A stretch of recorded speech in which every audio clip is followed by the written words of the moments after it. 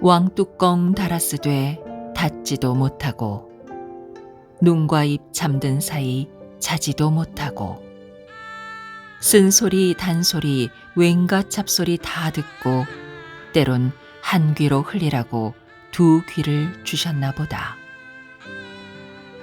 들어오는 것 절제 못해 내 몸 상하지 말라고, 나가는 것 절제 못해 내 마음 상하지 말라고, 드나는 것 절제 못해 함께 망하지 말라고 입은 하나만 주셨나 보다.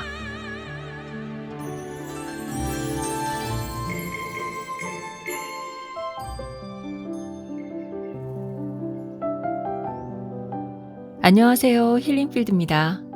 더블N에서 펴낸 한상석 교수의 얼굴 특강, 그 두 번째 시간입니다.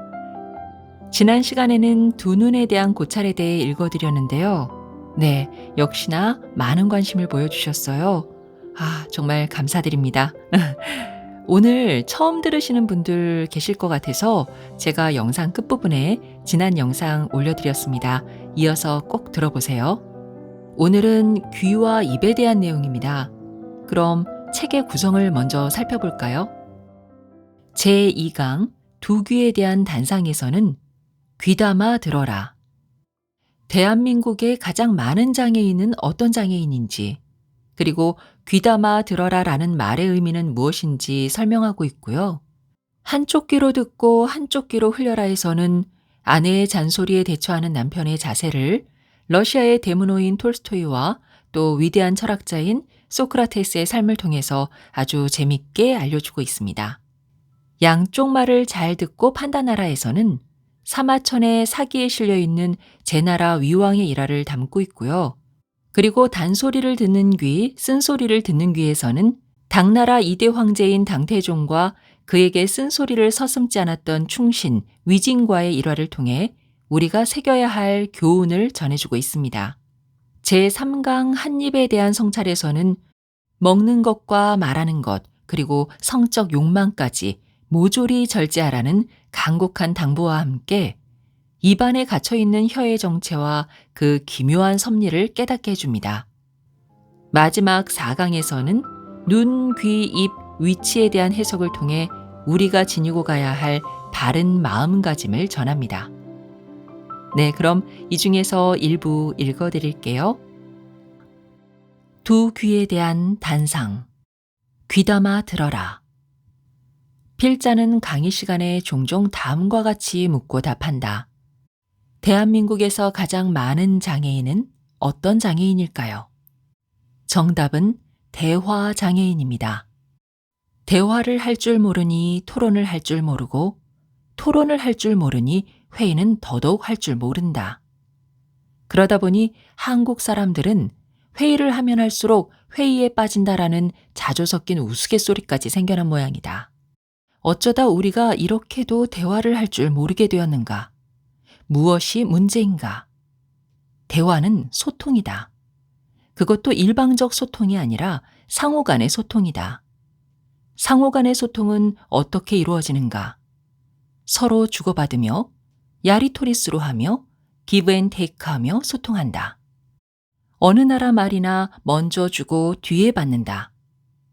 내가 먼저 주어야 받을 거리가 생기기 때문이다.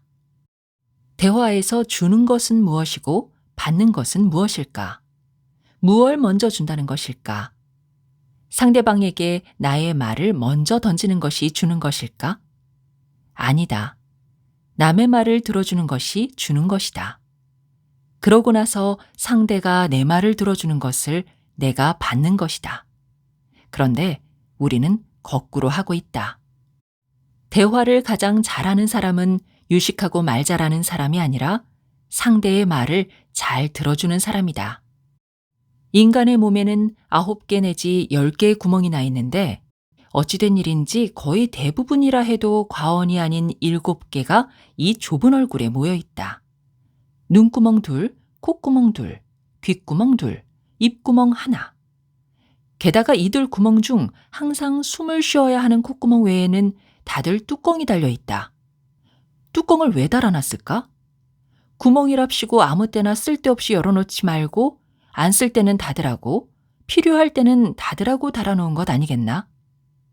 그런데 참 희한한 것이 눈뚜껑, 입뚜껑은 내 마음대로 열었다 닫았다 할 수 있는데 뚜껑 중 왕뚜껑인 귀뚜껑은 아무리 닫으려 해도 닫을 수가 없다. 왜 그럴까? 이 뚜껑은 닫으라고 준 물건이 아니라 모으라고 준 물건이기 때문이다. 다른 사람의 말소리를 귀뚜껑에 잘 담아서 귓구멍에 잘 넣으라고 준 물건이다. 그래서 귀담아 들으라는 표현을 쓰는 것이다. 하나면 충분할 귀를 2개씩이나 주면서 집음기까지 달아주실 때는 그만큼 남의 말을 잘 들으라는 하나님의 간곡한 당부가 담겨 있는 것이 아닐까? 한쪽 귀로 듣고 한쪽 귀로 흘려라. 최근 복지재단 사랑의 전화 사회조사 연구실에서 결혼한 남자들이 아내에 대해 가지는 여러 가지 생각들에 대해 설문조사를 했는데 그 첫 번째 문항이 당신은 어느 때 아내 곁을 떠나고 싶습니까? 였다. 그 결과 잔소리할 때라고 응답한 비율이 45%로 가장 많았다 한다. 이를 보면 어느 집안에서나 아내의 잔소리는 부부 생활에 있어서 적어도 남자에게는 영원한 숙제인 모양이다.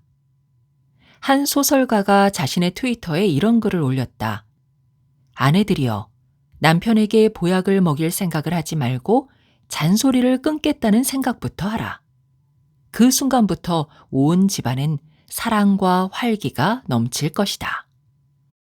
그랬더니 한 정치인이 다음과 같이 답글을 달았단다. 남편들이여, 아내 말씀 받들어 인생에 손해볼 일 없도다. 잔소리를 보약으로 생각하시라. 둘 다 일리 있는 말이다. 하지만 분명한 것은 어떤 약재를 섞느냐에 따라 그 약이 보약이 될 수도 독약이 될 수도 있다는 점이다. 그리고 이 세상의 아내들이 꼭 알아야 할 사실은 동서양을 막론하고 모든 남편들은 보약이든 독약이든 마누라 잔소리란 이름의 탕제는 마시기 싫어한다는 점이다. 다 같이 잔소리란 이름이 붙은 탕약인데 어떤 것은 보약이 되고 어떤 것은 독약이 되는 걸까? 그 감별에 있어서 가장 간단하고 정확한 방법은 약효를 두고 보는 것이다. 톨스토이는 그 약이 얼마나 마시기 싫었으면 늙고 병든 몸으로 집을 뛰쳐나가 객사를 선택했을까? 그것만 보아도 그동안 그가 마신 탕은 독약이었음에 틀림없다. 필자도 지금까지 그 쓰디쓴 잔소리탕을 40년간 마시며 살아왔다. 그런데도 이 나이에 성인병 하나 없이 건강 유지하고 아침 저녁으로 최고의 밥상을 받고 사는 거 보면 아무래도 그 탕은 보약에 가까웠나 보다. 그러면 그 탕 안에 들어가는 재료로서의 잔소리 중 어떤 소리는 약초가 되고 어떤 소리는 독초가 될까? 남편의 건강 문제, 사회생활, 인간관계 등이 걱정되어 하는 잔소리는 약초에 가깝고 자신에게 끼치는 불편함 내지는 피해에 관한 잔소리는 좀 아리까리, 즉 애매하고 제 성질을 못 참아 내뱉는 말, 바깥일에 대해 잘 알지도 못하면서 지나치게 간섭하는 말, 시집 식구를 비하하는 말, 타고난 그리고 변할 수 없는 단점을 계속해서 지적하는 말, 자존심을 건드리는 말은 독초에 가깝다. 지금 생각해보면 필자는 그동안 아리까리 국물에 약초 대 독초의 비율이 7:3 정도 되는 탕약을 마셔온 것 같다.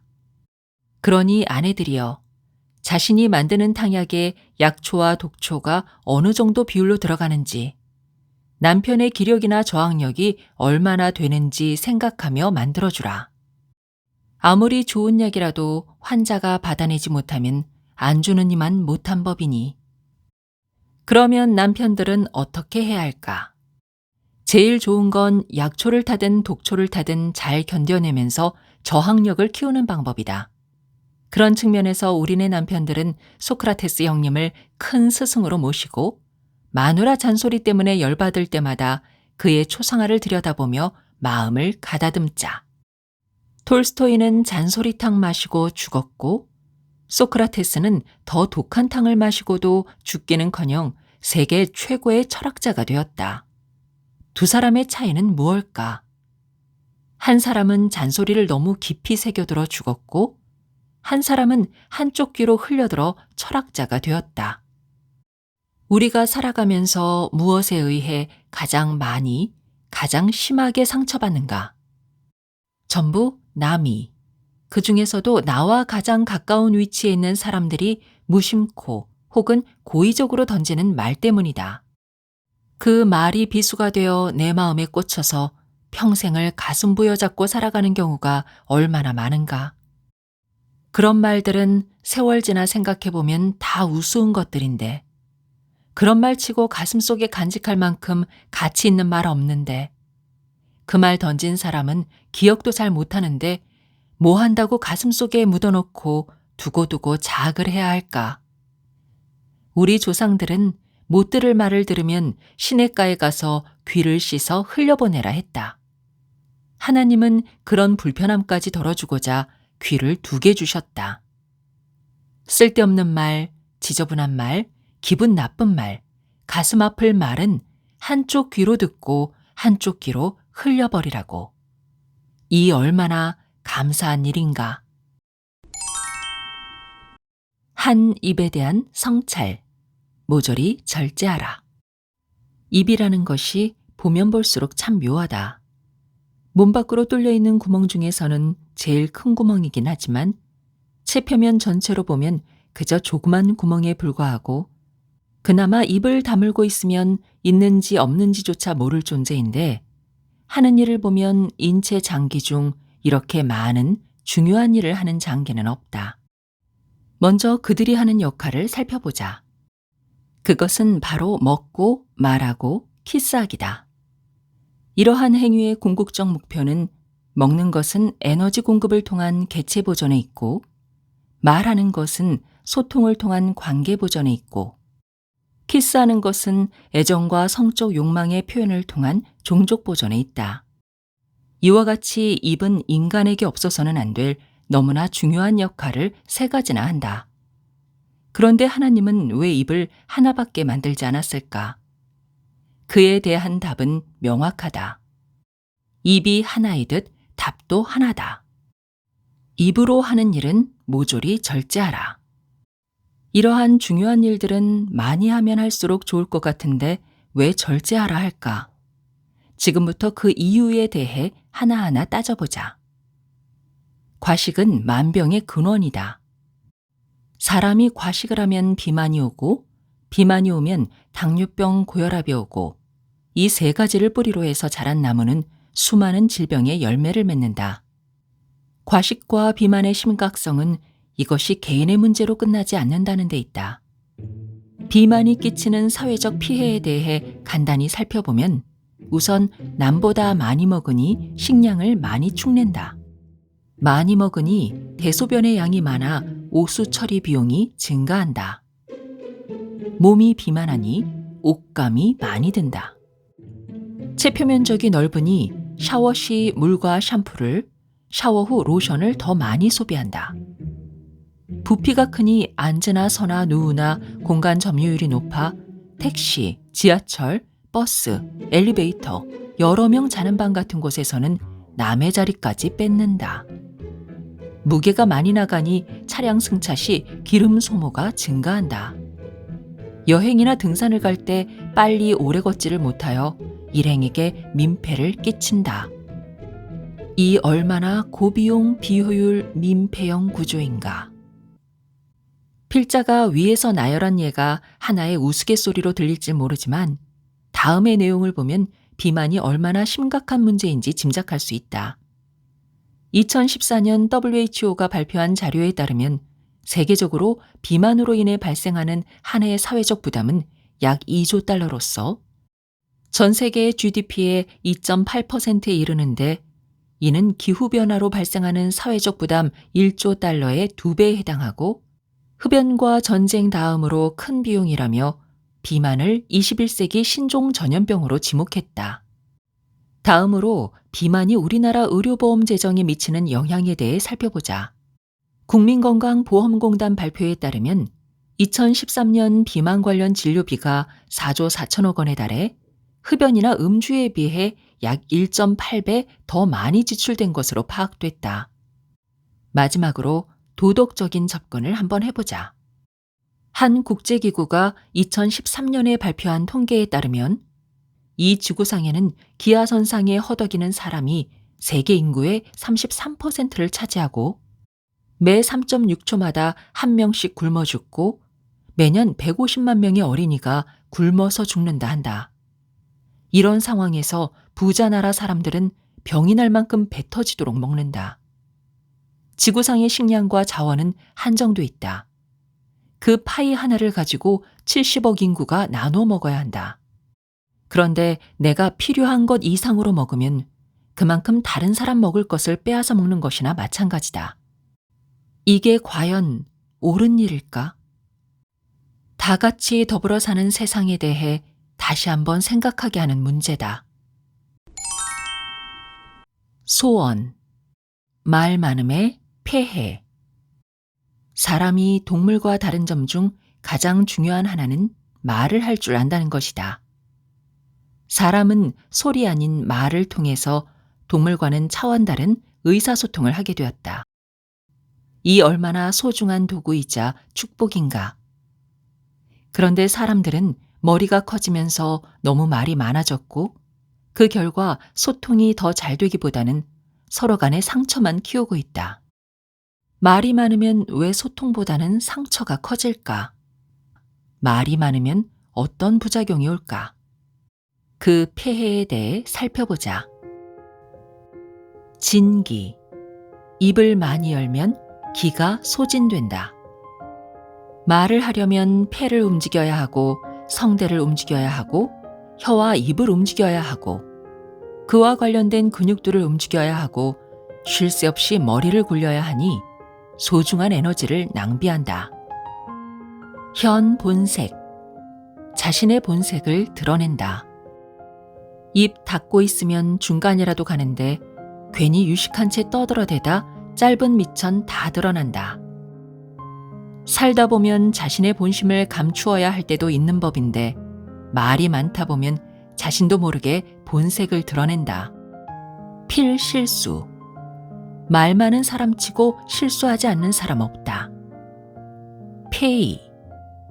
입을 여는 동안 귀는 닫힌다. 내가 말을 하는 동안에는 남의 말을 들을 수 없다. 내 입이 내 귀를 막는 꼴이다. 하나님은 남의 말을 잘 들으라고 귀를 둘씩이나 주셨는데 내 입이 그 귀를 막고 있으니 얼마나 어리석은 일인가. 폐타구. 내가 입을 열면 남의 입을 막는다. 모임에 가서 혼자 떠들며 남이 말할 기회를 뺏는 사람만큼 밉상이 또 있을까. 몇십 년 만에 동창회에 나갔다가 점점 발길이 멀어지는 가장 큰 이유 중에 하나다. 상심. 남의 마음에 상처를 낸다. 문명사회에 살면서 가장 자주 가장 심하게 상처받는 것이 바로 말을 통해서다. 주먹으로 맞은 상처, 칼에 찔린 상처는 며칠 몇 주면 아물지만 말에 의한 상처는 평생을 가도 아물지 않는다. 살인. 말은 인격을 살해하고 생명을 앗아간다. 말의 비수가 급소를 찌르면 상심을 넘어서 살인까지 나아간다. 살아. 말은 남만 죽이는 게 아니라 자신도 죽인다. 소리는 사라져도 말은 사라지지 않는다. 사람의 말에는 기와 혼이 실려 있어 한 번 뱉은 말은 결코 사라지지 않는다. 내 입에서 달려나간 독화살 같은 말 한마디는 금방 상대방의 귀를 울린 후 가슴판에 새겨지고 입을 통해 파발마처럼 달리며 온 세상을 돌고 돌다 언젠가는 자신을 향해 날아온다. 불경에는 모든 화는 입으로부터 나온다 하였고 성경 말씀에는 입을 지키는 자는 그 생명을 보존하나 입술을 크게 벌리는 자에게는 멸망이 오느니라라 하였다. 화근. 그렇다. 세상 만사 화의 근원은 입이라는 사실을 명심하고 입을 잘 지키자. 그리하여 나도 지키고 남도 지키자. 눈, 귀, 입의 위치에 대한 해석. 눈은 왜 제일 위에 두었을까? 눈, 귀, 코, 입 중 눈을 제일 위에 둔 것은 세상을 널리 보라고, 멀리 보라고, 높이 보라고. 그래서 많은 것을 배우고 생각하라고 그렇게 둔 것이다. 하지만 그 높은 눈도 이마 아래에 둔 것은 내 눈 위에 내가 볼 수 없는 세상이 또 있다고, 눈에 보이는 하늘보다 더 높은 세상이 있다고, 그 세상을 동경하고 경외하라고, 그리고 교만하지 말라고 그리한 것이다. 귀는 왜 중간에 두었을까? 그리고 두 눈은 가까이 붙어 있는데 두 귀는 왜 가장 먼 곳에 서로 띄워놓았을까? 왼쪽에 선 사람 말도 듣고 오른쪽에 선 사람 말도 듣고 위에 있는 사람 말도 듣고 아래에 있는 사람 말도 듣고 중간에서 균형을 잘 잡으라고 그리한 것이다. 입은 왜 맨 아래 맨 중간에 두었을까? 눈과 귀는 각자 자신의 기능을 최대한 발휘하라고 눈은 제일 높이, 귀는 중간에 두었지만 입으로 하는 일은 무엇이든 절제하며 겸손한 마음으로 낮은 곳에 임하라고 제일 아래에 둔 것이다. 그리고 높은 눈, 균형 잡힌 귀, 절제된 입을 통하여 중심을 잘 잡으라고 맨 중간에 둔 것이다. 저자는 다음과 같은 시 한 수로 마무리한다. 두 눈이 높다 하되 이마 아래 호수로다. 산허리에 걸친 두 귀 견우직녀 따로 없고 낮은 곳에 처한 한 입 중간에서 중심 잡네. 네, 저자는 에필로그에서 두려운 마음이 든다고 했습니다. 영성도 지성도 감성도 어느 것 하나 내세울 것 없는 부족한 미물이 감히 하나님의 뜻을 헤아린답시고 이런 미숙한 풀이를 했다가 행여나 하나님을 욕되게 하지는 않았을런지. 또 부끄럽다고 했습니다. 본인이 깨달은 바를 그대로 다 실천해 오지도 아직 다 실천하지도 못하면서 무슨 도통한 사람인 양 남들 앞에 글로 써 드러낸다는 것이. 그런데 저는 우리의 마음을 정화시킬 수 있는 글이라면 그것이 곧 하나님의 뜻이 아닐까 생각합니다. 얼굴 특강은 단순히 눈, 귀, 입의 통찰뿐만 아니라 삶의 질을 높이는 지침서입니다. 작가의 바람처럼 이 책에서 주는 깨달음의 홀씨들이 더 많은 이들의 마음에 뿌려지길 바랍니다. 네, 지금까지 힐링필드였습니다. 끝까지 함께 해주셔서 감사합니다. 건강하세요.